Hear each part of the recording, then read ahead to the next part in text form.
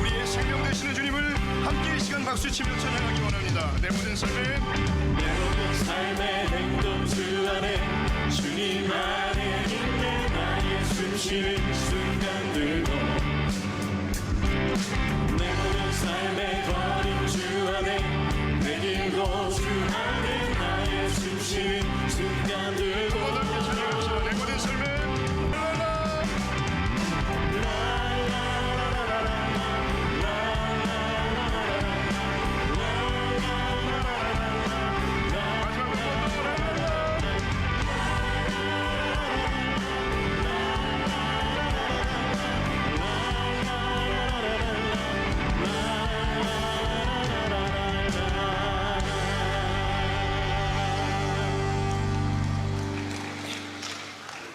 사랑과 은혜가 풍성하신 하나님 아버지 감사합니다. 오늘 어린이 주일을 맞이해서 저희를 사랑으로 지켜주시고 늘 함께 해주셔서 정말 감사합니다. 하나님께서 저와 같은 어린이들을 기쁘게 보시고 항상 좋은 길로 인도해 주심을 믿어요.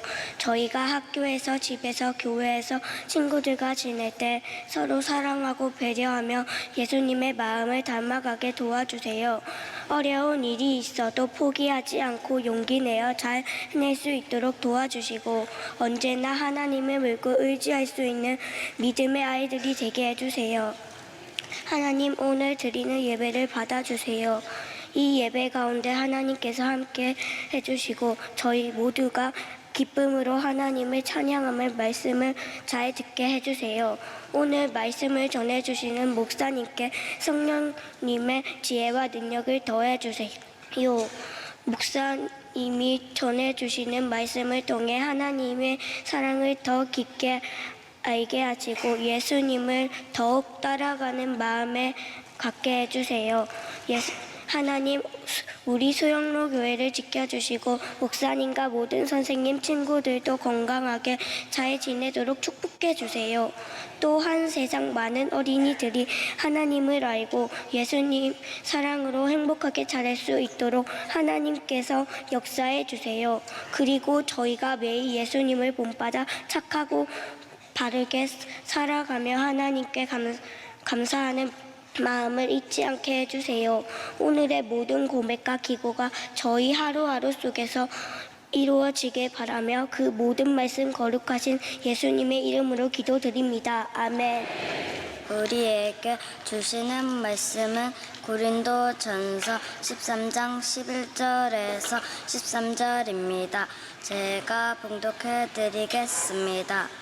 내가 어렸을 때에는 말하는 것이 어린아이와 같고 깨닫는 것이 어린아이와 같고 생각하는 것이 어린아이와 같다가 장성한 사람이 되어서는 어린아이의 일을 버렸노라.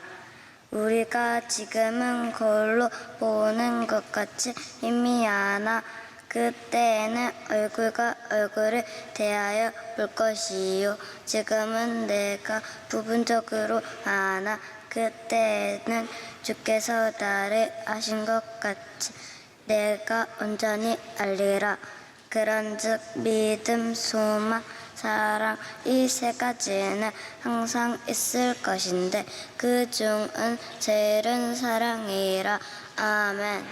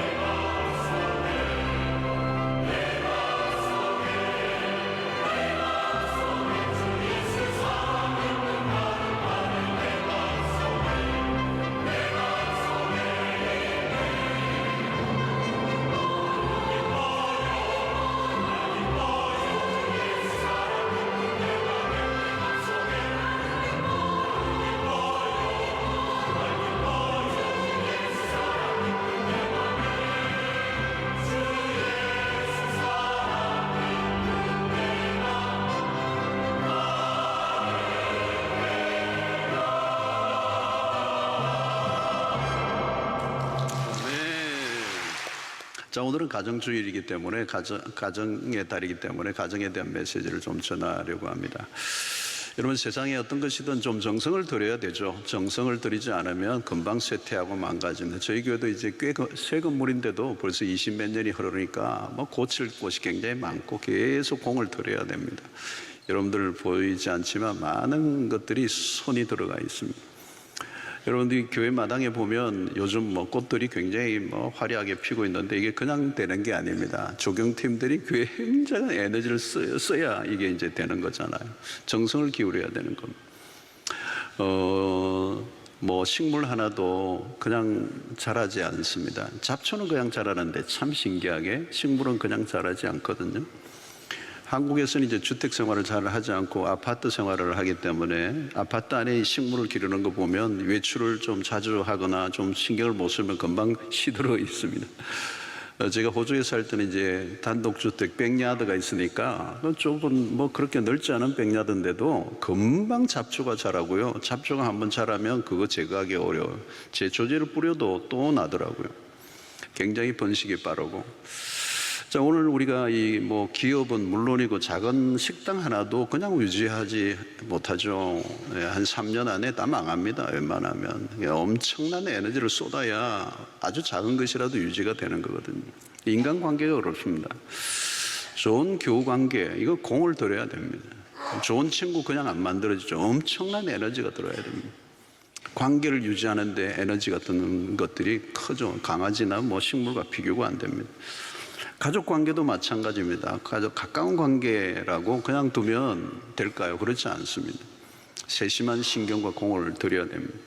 예레미야 1장 10절에 이런 말씀입니다. 보라, 내가 오늘 너를 여러 나라와 여러 왕국 위에 세워 내가 그것들을 뽑고 파괴하며 파멸하고 넘어뜨리며 건설하고 심게 하였다.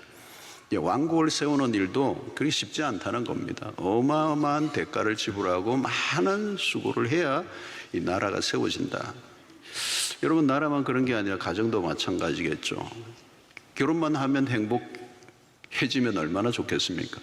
오늘의 가정의 위기를 굉장히 많이 겪고 있는데 이유들이 참 많이 있겠는데 다 다룰 수는 없고 오늘 잠시 한 2가지만 다루고자 하는데요.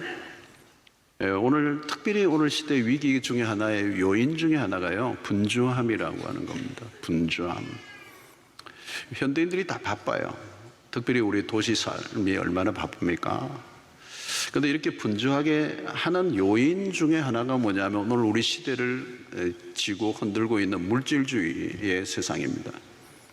이 물질주의 세상의 특징은 소비주의입니다. 부지런히 벌지만 부지런히 소비하죠. 상업주의의 세상에 우리가 돈을 쓰도록 유혹을 하는 거거든요. 이게 이제 산업이 돌아가는 거고, 이게 세상이 돌아가는 이 메커니즘의 이 물질주의는 끊임없이 생산하고 소비하는 것. 그러니까 아무리 벌어도 돈이 부족한 이유가 그렇게 있는 거죠. 돈을 많이 벌었는데 여전히 은행에 빚은 있고. 왜냐하면 우리의 욕망, 이 현대 이 상업주의는 욕망을 부추긴다는 겁니다. 그러니까 쉬지 못하게 하는 겁니다. 그래서 좀 더 나은 것, 좀 더 좋은 것을 또 구해야 되고 또 누리고 싶고 또 그러려고 하면 더 열심히 일을 해야 되고 또 더 열심히 얻은 것을 가지고 또 소비해야 되고. 그런데 이 메커니즘에 들어가면 정작 이 소비사회에서 누가 소비되느냐면 자기 자신이라는 거죠. 근데 바빠질 수밖에 없는 겁니다. 이 성과주의, 끊임없이 결과를 만들어내야 하고 더 많은 것을 얻기 위해서는 더 노력을 해야 되고, 그 안에는 뭘까요, 여러분? 우리의 인간의 그 분주하게 만드는 삶의 이유 안에는 욕망이라는 게 있다. 욕망이 쉬지 못하게 합니다. 그래서 우리 현대 사회를 피로 사회라고 얘기하잖아요. 이게 피로하면 뭐가 문제가 생기는가 하면 관계가 위험해지는 겁니다. 내가 힘들면 다른 사람에 대한 배려가 힘들거든요. 여러분, 예를 들면 부부가 같이 이렇게 직장생활을 하면은 다 피곤한 거잖아요. 나 피곤해, 너만 피곤해, 나도 피곤해, 이렇게 되는 거죠. 그러니까 내 짐이 무거운데 다른 사람의 짐을 져줄 수가 없는 거죠. 그러면 어쩔 수 없이 피로 사회는 뭘로 가느냐면 개인주의화로 간다는 거예요. 예. 그래서 이 월터 브루반이라고 하는 유명한 구약학자는 이 안식일은 저항이다라는 책을 썼습니다. 굉장히 좋은 책인데요. 저항을 해야 된다는 거예요. 이 시대의 문화에 저항을 해야 안식이 주어진다는 겁니다. 이 시대는 끊임없이 우리를 몰아가는 그러니까 착취하고 착취를 당하게 만드는. 그래서 쉬지 않고 일을 하는 일 중독 증상, 이 과잉 활동성의 시대, 여기에 저항을 해야 한다는 거. 오늘 이 시대는 뭐예요? 더 끊임없이 더 업그레이드 끝이 없는 거죠. 이런 때 우리가 저항을, 이런 이 문화에 저항을 하고 더 하는 문화에 이렇게 그만 충분해, 이제 그만으로 충분해, 이제 이렇게 저항을 해야 된다는 거예요. 그래서 저항을 해야 안식이 주어지고, 안식이 주어져야 여유가 생기고, 여유가 생겨야 사람들과의 관계를 이제 맺을 수 있고 에너지를 쓸 수 있는 것입니다. 그런데 오늘날 일을 멈추지 못하게 하는, 뭔가를 얻기 위해서 계속 노력을 해야 되는데 그 결과를 만들어내기 위해서, 그 많은 수입을 얻기 위해서는 대가를 지불해야 되죠. 공짜는 없는 거잖아요. 그러면 분주해질 수밖에 없고, 분주하다 보니까 결국 누가 희생되느냐 하면 가족이 희생되는 거예요. 가족이 함께 할 시간이 없는 거, 식사도 함께 할 수가 있는 시간이 없어. 각자 따로 그냥. 그러니까 우리의 삶의 여유가 점점 없어지니까 인간관계에는 시간의 총량이 절대적으로 필요한데 그렇게 함께하지 못하는 거예요. 이런 관계가 깊어지려고 하면요, 많은 시간이 필요해요, 사실은. 근데 분주하게 살다 보면 어느 순간에 가족과의 대화와 소통이 줄어들어요. 자녀들과의 관계도 마찬가지. 아이들이 자랄 때 충분한 시간을 가져다 줘야 되는데, 부모가 필요한 그 시기에 있어줘야 되는데, 그게 지나가면 돌이킬 수 없는 거거든요. 그건 회복이 안 돼. 시간은 회복이 안 되는 거거든요.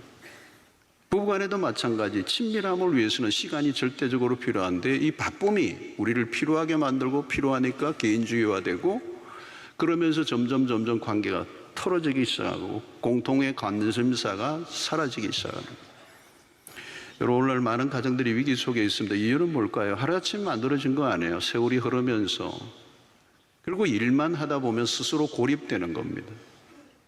그러니까 관계가 힘들어지는데, 이 헌신과 많은 애정이 필요한데 그게 점점 줄어들기 시작하다 보니까 분주한 삶에 정작 가족을 위해서 돈을 번다고 했는데 나중에 보면 가족이 희생당하고 있는 거예요. 주객이 전도되고 말았다는 겁니다. 이제 이런 그 한가운데는 뭐가 있나? 우리의 욕망, 끊임없이 뭔가를 이루어내려고 하는 그 욕망의 내면에는 물질주의가 있고, 그 물질주의 속에서는 우리의 보다 더 편리한 삶을 살고자 하는 현대사회의 문화의 그 소비주의에 우리가 빨려 들어가다가 결국 우리가 가족을 잃어버린 형태가 오늘 우리의 한국 사회에 있습니다. 자, 그래서 이 건강한 가정을 세우는 데 있어 매우 중요한 요소는 무엇인가 하는 것입니다. 건강한 가정은 저절로 세워지지 않는다. 11절에 오늘 말씀 사랑장의 결론 부분을 말하고 있는데요. 내가 어렸을 때는 말하는 것이 어린아이와 같고 깨닫는 것이 어린아이와 같고 생각하는 것이 어린아이와 같다가 장성한 사람이 되어서는 어린아이의 일을 버렸노라.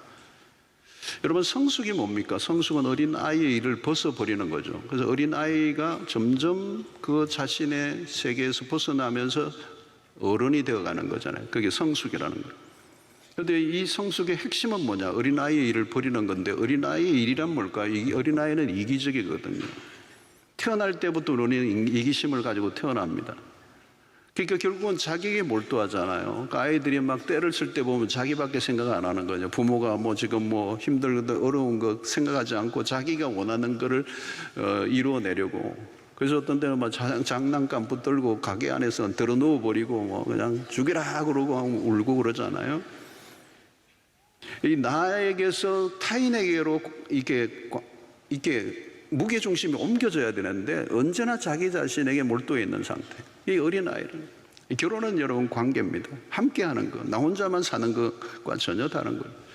근데 함께 살 때 큰 걸림돌이 이기심입니다. 그래서 결혼 관계를 가장 힘들게 하는 요인은 이기심인 거죠. 이기심은 자기 이익과 자기 욕구와 자기의 필요에 집중하는 겁니다. 그러니까 배우자보다 자기 자신의 필요, 자기의 만족에 더 집중하는 거. 이게 어린아이의 모습이라는 거예요. 그러니까 건강한 가정을 세우기 위해서 우리는 의기심과 싸워야 합니다. 이기심은 죄성을 가진 인간의 뚜렷한 성향이고, 이거는 일평생 우리가 가지고 가는 거거든요. 사실은 이제 그것을 조금씩 더 극복해 나가는 과정이라고 볼 수 있어요. 여러분, 이 이기심은 인간 내 내면에 자라난 잡초와 같습니다. 이기심이라는 잡초는 쉽게 뽑아지지 않습니다. 잡초 주기가 큰 과제죠. 여러분, 내 시간과 돈을 어디에 쓰고 있는가? 함께 한다는 것은 사실 굉장히 까다로운 일이고 상대를 위해서 내 자신을 희생시키는 이 면들이 많아져 가야 되는 거예요. 여러분, 혼자 지내면 싸울 일도 없습니다. 내가 하고 싶은 대로 하면 되는 거잖아요. 자고 싶을 때 자고, 일어나고 싶을 때 일어나고, 먹고 싶을 때 먹고, 뭐 안 먹으면, 먹기 싫으면 안 먹고. 그런데 함께 하면 삶은 달라지는 거예요. 불편한 일이 생기는 거잖아요. 여러분, 오늘날 혼자 지내기에 편리한 문화들이 너무 많아졌고, 사실 혼자 지내는 분들이 굉장히 또 많아졌습니다. 인구의 절반이라고 그래요. 팬데믹 이후에 1인 또는 2인 가구로 구성이 되었다고 그래요. 이 팬데믹 이후에 굉장히 우리의 모든 삶의 그 구조의 변화가 일어났습니다. 전형적인 3, 4인 가족 중심이 1인, 2인 가족의 중심으로 바뀌었다는 것. 그리고 오늘 20세부터 44세 여성 중에 무려 55.1%가 결혼할 의향이 없다, 이렇게 돼버렸어요. 그러니까 결혼이나 사랑이나 성에 관한 개념의 큰 변화가 지금 우리 한국 사회에 온 것입니다. 자, 그런데 우리가 자기 자신에게 집중할수록 우리 다른 사람과 거리가 멀어지는 겁니다. 또 피곤해질수록 함께하는 삶보다 자신에게 집중하게 되는 거죠. 내가 쉬고 싶은 겁니다. 그러니까 한 집안에 살아도 사실은 별거와 같은 삶이 굉장히 많아요. 정신적 이혼도 많고 빈껍데기 관계입니다. 겉으로만 멀쩡하지 실제로는 뭐 별거와 같은 삶을 사는 사람들이 많습니다. 근데 성경은 이렇게 얘기합니다. 고린도전서 7장 5절에 보니까 바울이 서로 분방하지 말라, 방을 나누지 말라는 거예요. 다만 기도할 틈을 얻기 위하여 합의상, 그것도, 그리고 기간은 얼마 동안, 합의를 했더라도 얼마 동안만 하라.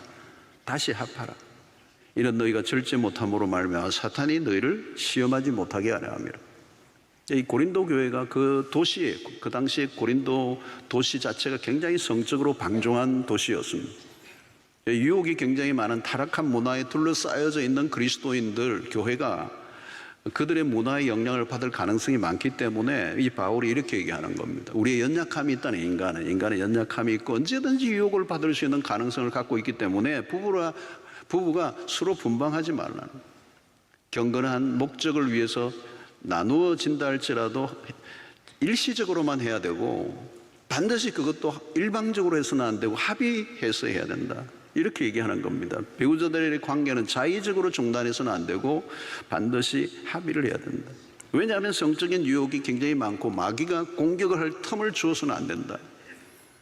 사단은 결혼관계를 깨뜨리는 일에 총공격을 하고 있습니다. 부부는 서로의 감정을 부지런히 살펴야 되고 끊임없이 서로의 필요에 다가가야 하고 서로를 돌봐야 되고 서로에게 위로하고 서로가 어떤 고통을 느끼고 있는지, 무엇을 도와줘야 되는지, 말 못할 어떤 어려움이 있는지를 끊임없이 세심하게 돌보는 이 작업이 부부관계 안에서 일어나지 않으면 어느 순간에 그 부부의 관계 안에 잡초가 생기고 나중에는 걷잡을 수 없는 단계로 나아간다는 겁니다. 여러분, 결혼은 신비입니다. 그 안에 감춰진 비밀이 많습니다. 그런 관계 안에서 감춰진 행복과 기쁨은 이 세상의 다른 것과 비교할 게 없다. 전도서 9장 9절에 이렇게 얘기하죠. 내 헛된 평생의 모든 날, 곧 하나님이 해 아래에서 내게 주신 모든 헛된 날에 내가 사랑하는 아내와 함께 즐겁게 살지어다. 그것이 내가 평생에 해 아래에서 수고하고 얻은 내 몫이니라. 사실 해 아래에서 전도서 기자가 참 헛되고 헛된 세상인데 그래도 그 이 헛된 세상에서 그나마 사랑하는 아내와 함께 살아가는 이 복을 하나님이 허락해 주셨다는 거예요. 그것마저 없다면 이 세상에 삶의 의미가 없다, 이런 얘기가 아니겠습니까? 그러니까 문제는 그 기쁨에 도달하기까지 치러야 될 대가를 우리는 놓치지 않아요. 혼자 할 수 없는 게 결혼입니다. 근데 함께 한다는 거예요. 함께 함으로 누리게 하는 이 행복과 즐거움이 하나님의 디자인이라는 거예요. 이게 인간의 구조 자체가. 그러니까 여러분, 우리의 신앙이든 우리의 결혼이든 우리의 삶이든 이 관계라고 하는 키워드를 우리가 놓치지 말아야 되거든요. 그런데 하나님의 이 세상을 움직이는 하나의 디자인한 핵심의 키워드 중에 이 관계성. 그래서 가정이든 공동체든 이 관계가 중요하기 때문에 오늘도 우리가 함께 모인 거거든요. 그래서 하나님과 우리와의 관계를 맺는 것, 나와 너와의 관계를 맺는 것, 이를 마주하고 서로를 바라보고 서로를 존중해 여기고 서로에게 굉장히 신중하게 다가가고 상호 복종을 하고 이런 것들. 근데 여러분, 여기에서 우리가 가로막고 나만을 집중하는 이 사랑, 그죠? 이 병적인 자기애, 미숙한 상대라는 거, 이게 고린도전서에서 바울이 얘기하는 어린아이들이라는 거, 나만 생각하는 거. 여러분, 사랑은 나만을 바라보던 시선에서 상대를 향해야 합니다. 내 욕구만 채우려고 하던 사람이 상대의 욕구를 채워주고자 하는 것. 나의 주장과 취향을 서서히 내려놓으면서 상대와 함께 같아지려고 하는 것. 그래서 둘이 아니고 한 몸을 이루어가는 그 과정들. 이게 성숙으로 가는 길이라는 것입니다. 그래서 쉽게 정의하면 자기라고 하는 이 에고에서 타자로 옮겨지는 작업, 이기심을 조금씩 벗어나는 과정, 이 어린아이의 일을 벗어버리는 것이라는 거예요. 여러분, 어린아이들이 고집이 세잖아요. 여러분, 뭐 자기 주장을 내려놓지를 못해요. 전후좌우 구분도 하지 않고 그냥 자기에게 때를 쓰는 거잖아요. 자기 뜻대로 모든 걸 하려고 하는 게 이 어린아이라는 거죠. 근데 이 결혼 생활 속에서 그런 어린아이의 모습을 가지고 자기의 뜻대로 모든 걸 이루려고 하는 남녀가 함께 모여 산다고 하면 그건 여러분 그 가정은 온전한 가정이 될 수 없다. 어린아이의 일을 벗어라는 거예요. 우리는 소왕국의 왕이 되고 싶어하고 우리는 모두가 군주처럼 살려고 합니다. 그런데 성숙하면 어떻게 돼요? 상대방을 배려한다는 거예요. 상대의 의견을 존중히 여겨주고 어떤 때는 내 주장을 끊고 상대에게 져주는 것, 그게 어린아이의 일을 벗어버리는 거예요. 자기 권리를 기꺼이 포기하는 것. 그래서 성숙이란 뭘까요? 나의 섬김을 통해 상대가 기뻐할 때 그것으로 인해 즐거워하는 것. 그게 빌립보서 2장 3절로 4절에서 나오는 거죠. 아무 일에든지 다툼이나 허영으로 하지 말고 오직 겸손한 마음으로 각각 자기보다 남을 낮게 여기고 각각 자기 일을 돌볼 뿐더러 또한 각각 다른 사람의 일을 돌보아 나의 기쁨을 충만하게 하라. 그러니까 내 기쁨에 집중하는 게 아니라 상대를 돌보아서 그분의 기쁨이 나에게로 돌아오는 것. 이게 하나님의 아이디어라는 겁니다. 다른 사람을 돌보아 나의 기쁨을 충만하게 하라. 자, 이것을 고린도전서 5장에서는 사랑장에는 뭐라고 얘기합니까? 무례행하지 아니하며 자기의 유익을 구하지 아니하며.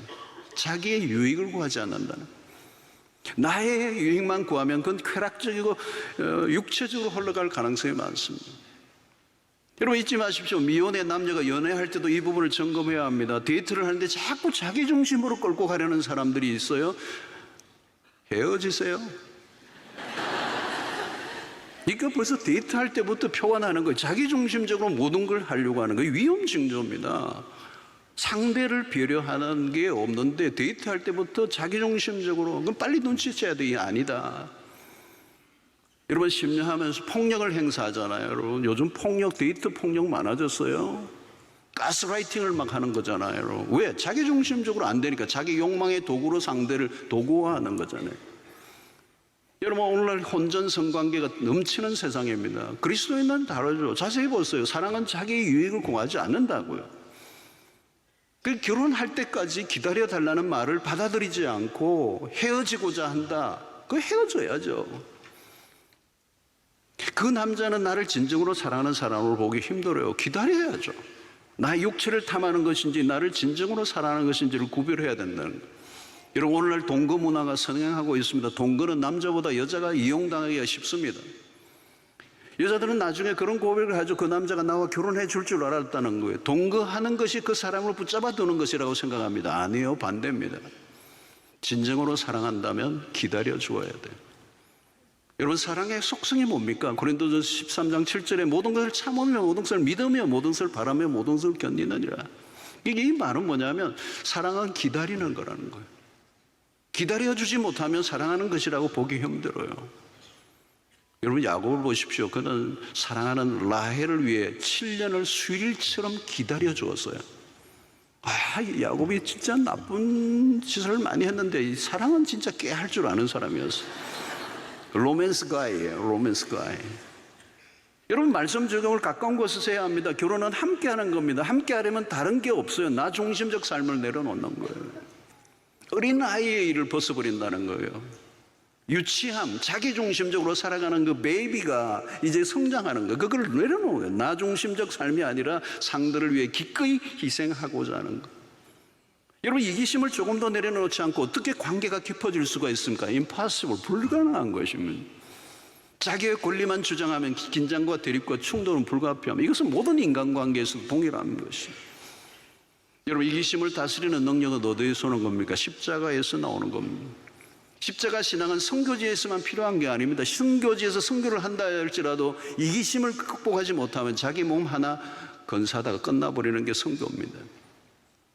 이기심 극복하는 거 어렵습니다. 십자가가 뭡니까? 주님은 우리를 위해 당신의 생명을 기꺼이 내어놓으셔 목숨까지 내어놓으신 사랑과 용서와 희생은 십자가를 통해서 이루어졌습니다. 내가 죽고 그리스도가 사는 삶, 이 갈라디아서 2장 20절의 말씀은 매일 우리의 가정에서 적용되어야 될 말씀이지 추상적인 얘기가 아니라는 것입니다. 여러분, 가정은 현실입니다. 사랑은 가상도 아닙니다. 내 몸을 상대를 위해 내어주는 일, 갈수록 신뢰가 깊어져 가야 됩니다. 에로스 사랑만으로는 버텨내기 힘듭니다. 에로스는 여러분 관능적이고 성적인 사랑입니다. 강력하죠. 부부관계 안에 이 에로스가 필요합니다. 그러나 이 에로스만으로는, 이 에로스는 자기에게로 기울기가 쉽기 때문에 우리는 십자가를 묵상하고 그 십자가를 따라가는 이 아가페의 사랑, 자기를 부인하고 십자가를 지는 이 삶이 가정의 부부의 관계 안에서 적용이 되어야 되는 것입니다. 그분은 우리를 사랑하시되 끝까지 사랑하셨습니다. 좋을 때만 사랑한 것이 아니라 그 조건 없이 우리를 사랑하시는 것. 결혼은 상대를 끌어안는 것, 뭘요? 연약함까지 끌어안는 것. 상대의 강점만이 아니라 양점까지 품어내는 것. 이게 바로 십자가고 복음이고 하나님이 우리에게 보여주신 사랑이고 그 사랑을 우리가 그렇게 따라가기를 원하신다는 것. 여러분, 일상의 삶에서 이기심이 불쑥불쑥 올라옵니다. 내 욕구에만 집중하면 망가집니다. 상대를 나의 만족을 위한 도구로 삼아서는 안 된다는 것. 이런 신혼 초에는 많이 싸우잖아요. 왜? 서로가 아직 성숙한 단계가 아니기 때문에. 각자 자기 중심적으로 살아왔잖아요. 요즘은 뭐 1명, 2명 겨우 키우니까 자기 중심의 세계에서 빠져나오지 못한, 어쩌면 베이비인데 둘이가 만나서 결혼하니까 끊임없이 자기 주장을 하고 자기가 옳다고 주장하는 거예요.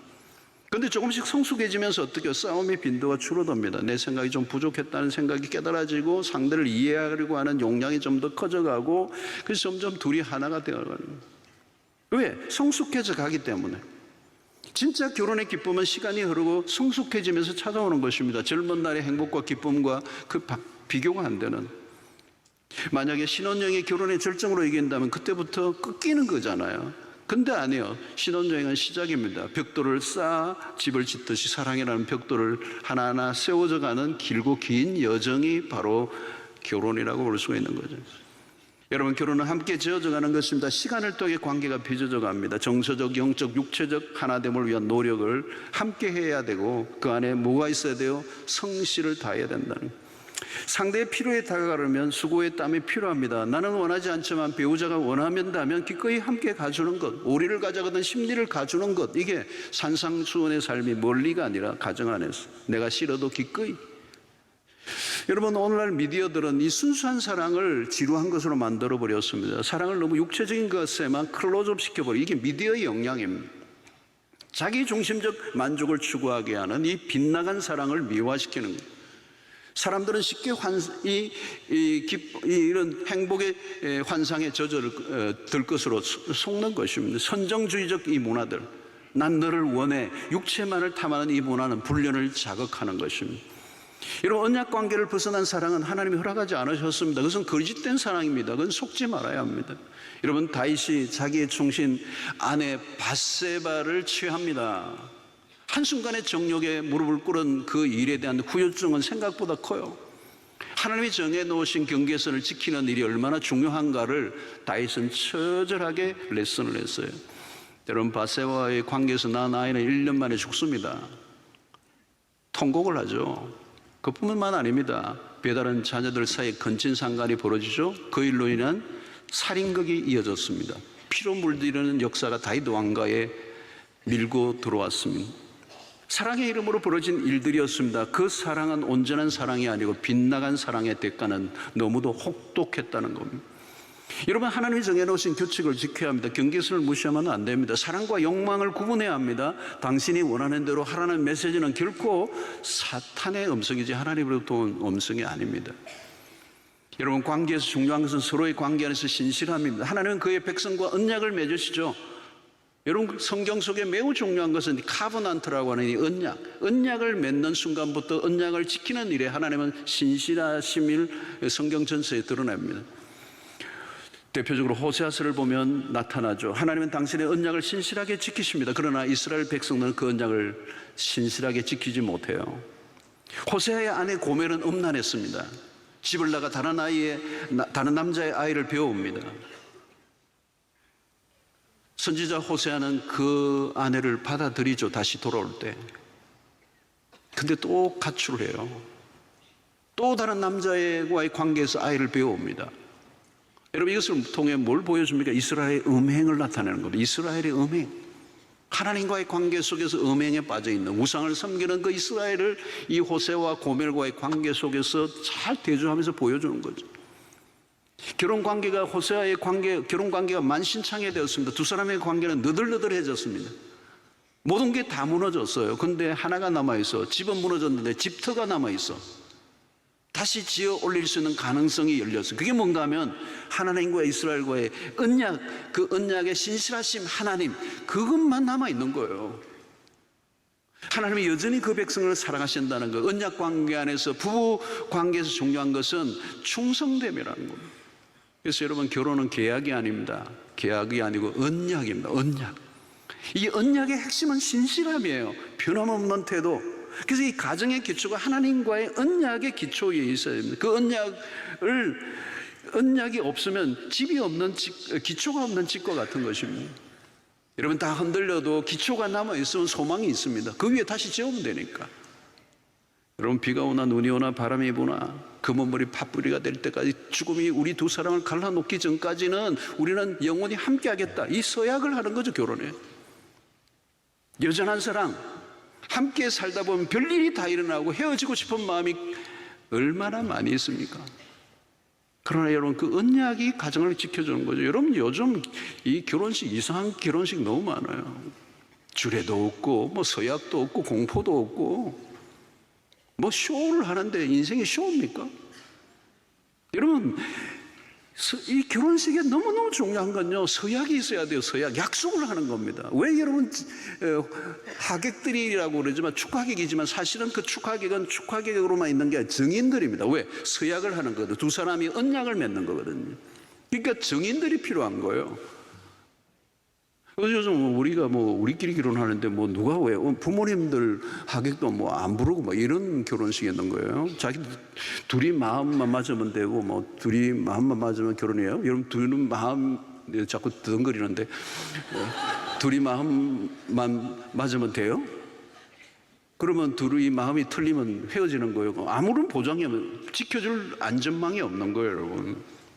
여러분, 서약을 해야 됩니다. 서약을 어디에요? 성경 위에 얹고 목사님 모셔서 주례를 하고 성경 위에 서약을 하고 무슨 일이 일어날지라도 우리는 하나님 앞에서 이 언약을 지켜가겠습니다. 함께 하겠습니다. 영원히 우리는 사랑하겠습니다. 이 언약, 약속을 해야 될 거 아니에요? 약속을. 그죠? 성경 위에 손을 얹어야 돼요. 성경을. 요즘 성경을 또 안 들고 다니니까 아이폰 위에, 아이폰 안에도 성경이 있으니까 올리든지 하여튼 어떻게 하든지 올려놓고, 그 다음에 공포를 해야 돼요, 여러분. 공포. 이 두 사람이 이런 언약을 이제 약속하였으므로 이 두 사람이 부부가 되었음을 성부와 성자와 성령의 이름으로 공포합니다. 이게 있어야 결혼이 되는 거예요. 여러분, 마음이 들어 결혼을 했고 마음이 안 들면 헤어질 수도 있는 거예요, 여러분. 그 안에는 언약이 없는 거예요. 언약에 대한 충성됨을 찾아오게 힘든 거예요. 오늘 가정이 다 망가지는 이유가 여기 있습니다. 자기의 만족에만 몰두한 관계에는 신실함이 없는 거예요. 자기의 만족이 될 때까지만 결혼하는 거예요. 내 마음에 들 때까지만. 여러분, 오늘 우리는 성적 타락이 굉장히 심각한 시대를 살고 있습니다. 미디어의 영향력이 지대합니다. 성은 더 이상 신비로운 게 아닙니다. 성을 상품화 시켜버렸습니다. 욕구에만 충실하게 행동하게 만듭니다. 당신의 욕구를 참지 말라고 얘기합니다. 너가 원하는 대로 해. 인격은 빠진 몸만을 원하는 세상. 이게 미디어가 오늘 젊은이들의 의식을, 사고방식을, 관점을 다 오염시켜버리고 말았습니다. 여러분, 결혼은 그냥 한번 해보는 게 아닙니다. 어쩌다가 결혼이 아닙니다. 힘들 때나 슬플 때나 가난할 때나 함께 하겠다는 서약이 빠지면 언약관계라고 할 수 없고, 언약관계가 아니면 그 가정은 기초가 없는 집 위에 서 있는 겁니다. 언제 어떻게 될지 아무도 보장해 주지 않습니다. 여러분, 이 언약의 관계의 중심은 그리스도입니다. 두 사람만의 결혼이 아닙니다. 그 두 사람의 관계의 중심에 그리스도가 있어야 합니다. 트라이앵글이 있어야 됩니다. 그리스도가 중심이 되는 남녀. 그래서 두 사람의 시선이 두 사람만 바라보는 게 아니라 그리스도를 바라볼 때 하나가 될 수가 있는 것입니다. 주님이 축복하는 결혼, 결국 그리스도의 십자가가 그 가정의 중심에 놓여 있다면 나를 희생함으로 상대를 행복하게 하라는 이것은 너무도 당연한 거잖아요. 나의 만족을 위해 상대를 끌어들이는 방식이 결혼이 아니라 상대를 행복하게 하기 위해서 내가 결혼하는 거예요. 나의 행복을 위해서 결혼하면 당장이 불행해질 수밖에 없어요. 그리스도가 우리를 위해 보여주신 모습입니다. 십자가 안에서 하나 된 가정은 안전합니다. 이런 인간관계, 특히 결혼생활은 결코 쉬운 일이 아닙니다. 아주 까다롭고 불편한 일들이요, 사랑은 어마어마한 에너지를 필요로 하는 것입니다. 여러분, 그러나 하나님이 설계하신 이 가정은 힘들기만 한 것으로 끝나지 않아요. 그 힘든 고비를 극복하고 나아가면 그 안에 놀라운 신비가 있는 겁니다. 경이로움이 있는 거예요. 이 결혼관계 안에 어마어마한 하나님의 축복과 선물이 들어있는 것.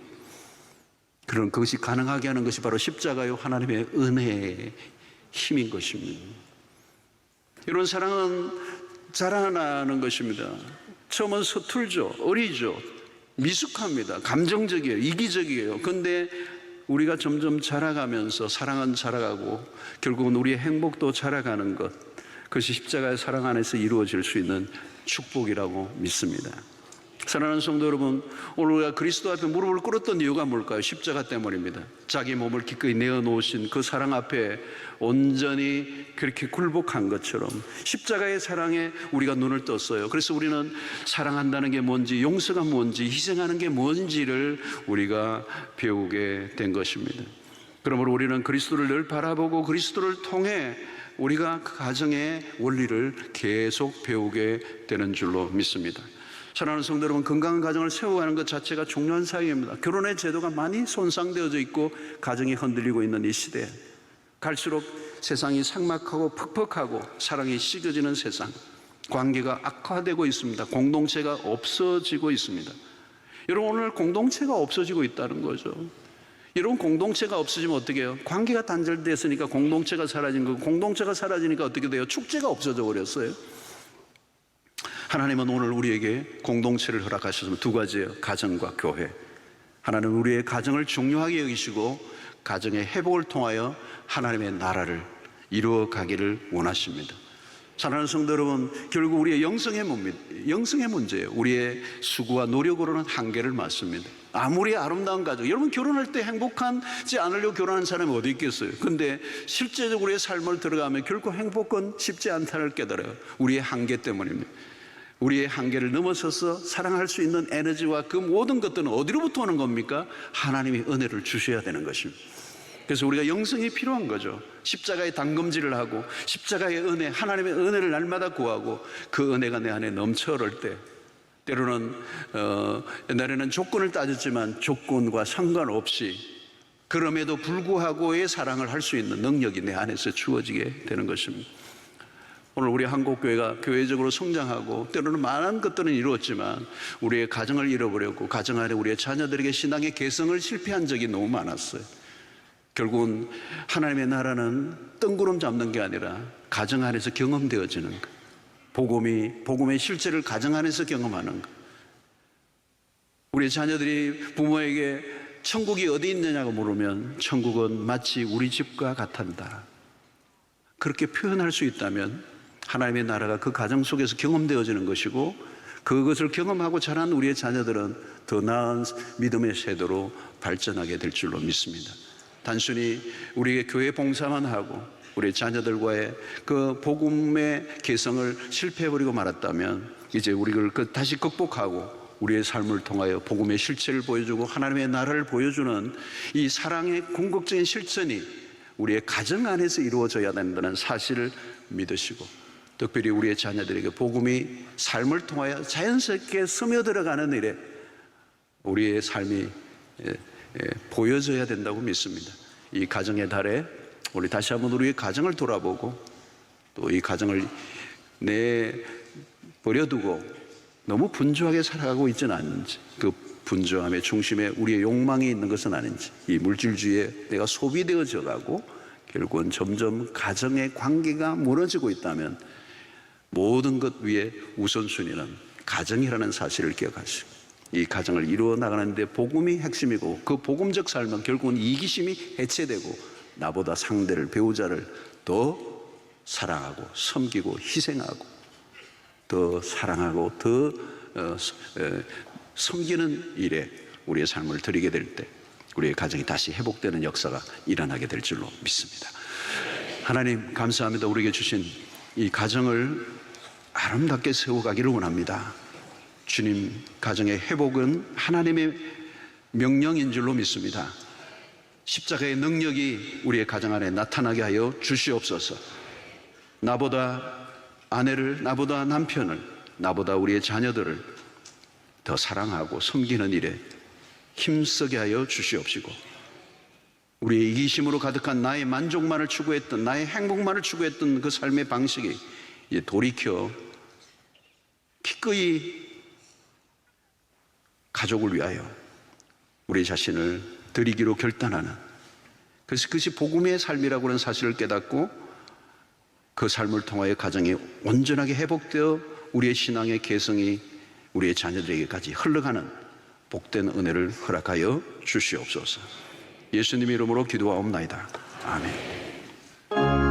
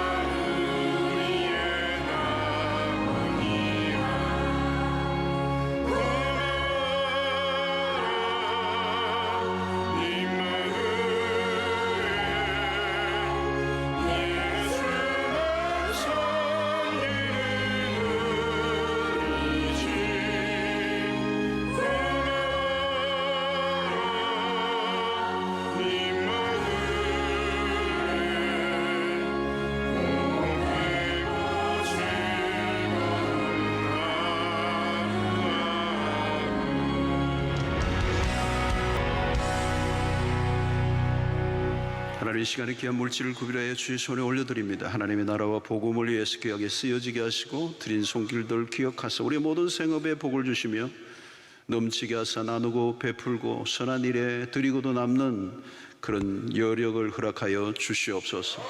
생존의 발목에 묶여 하나님 일평생 먹고 사는 문제에 연연하지 않게 하시고 하나님의 나라와 의를 구할 때 이 모든 것 더하여 주시는 그 열어주시고 풀어주시고 부어주시는 은혜를 맛보게 하여 주시옵소서. 바닥을 끓지 않게 하시고 흘러 넘치게 하여 주시옵소서. 하나님, 우리는 연약합니다. 우리는 할 수 있는 것보다 할 수 없는 것들이 더 많습니다. 결정적인 것은 우리의 손 밖에서 일어나는 일들입니다. 하나님, 우리는 한 치 앞도 알 수 없습니다. 주님, 우리가 주님을 의지하며 나가는 자들 되게 하시고 우리의 수단과 방법을 강구하며 내 꾀로 살지 않게 하여 주시옵시고 하나님의 지혜를 구하며 주의 말씀에 인도를 받는 저희들 되게 하여 주시옵소서. 우리는 하나님의 은혜가 없이는 한순간도 살아갈 수 없음을 인정하고 겸손하게 살게 하여 주시옵시고 날마다 주의 그 자비의 손길을 의지할 때 주님이 반전의 역사, 아무리 망가지고 깨어져도 회복시켜 주시는 그 하나님의 역사를 경험하는 기적이 있게 하여 주시옵소서. 죽은 자도 살리시는 그 하나님의 능력을 우리가 경험하기를 원합니다. 하나님, 모든 막혀있는 것을 뚫어주시고 묶여있는 것이 풀려지는 역사가 일어나게 하여 주시옵소서. 가정과 직장, 사업, 진로, 결혼, 취업, 출산 모든 것 주님의 손에 의탁합니다. 때를 따라 돕는 은혜로 함께하여 주시옵시고 이 시대에 얻은 것 하나 쉽지 않지만 하나님이 길을 열어 주시옵소서. 하나님의 역사를 우리가 보기를 원합니다. 하나님의 살아계심을 일상 속에 경험하기를 원합니다. 우리의 삶이 기적의 일상이 되게 하여 주시옵소서. 아버지 하나님, 병중의 성도들 어루만져 주시고 병상에서 불떡 일어나는 역사를 허락하여 주시옵소서. 하나님, 우리의 영과 육이 건강하여 주유하여 다름질 치는게 부족함이 없도록 인도해 주시옵소서. 오늘 우리 교회 처음 나온 귀한 우리 성도들, 우리의 복음을 듣고 삶이 변화되고 인생이 달라지고 하나님의 나라에 눈을 뜨게 하여 주시옵시고 이전과 전혀 다른 인생이 펼쳐질 수 있도록 축복하여 주시옵소서. 오늘 또 교회를 위해 수고하고 애쓰는 모든 일꾼들의 힘과 은혜와 기쁨을 더하여 주시며 흩어져 있는 성도들 군대로 유학으로 출장으로 어디 있든지 임마누엘 눈동자처럼 지켜 주시옵소서. 하나님이 연휴에 곳곳에 흩어져 있는 성도들 어디에 있든지 주님 함께하여 주시옵소서.